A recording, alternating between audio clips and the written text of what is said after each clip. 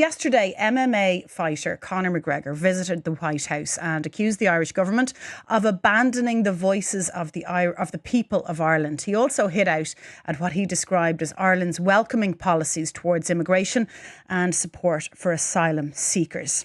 I think it was really dispiriting and really sinister, actually. And I understand that it didn't have the pickup in the States, but nevertheless, the message was really chilling to survivors of sexual violence. And I think we need to call it out for what it is, which is, on the one hand, an effort to normalise sexual violence, and on the other, the attempt to rebuild the really damaged reputation of Conor McGregor. And the fact that it was the office of the President of the United States, which is, so respected and esteemed, that was used to do both of these things. I think that is really a line in the sand, and we really need to acknowledge that this is very serious. Why was Micheál Martin invited 5 days before St. Patrick's Day? That was bad enough. But then to have McGregor in the White House on St. Patrick's Day, that's a secondary kick in the face for the Irish people.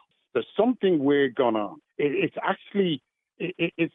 an insult to the Irish people with the chronology of the invitations for the Taoiseach and his team and McGregor. Before McGregor appeared, it was just something that people weren't getting excited about.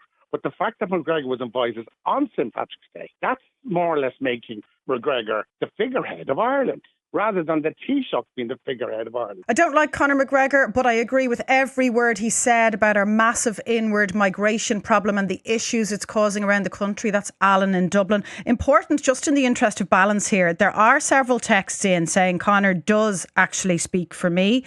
I don't like him, but I agree with his politics and the words that he shared from the White House yesterday.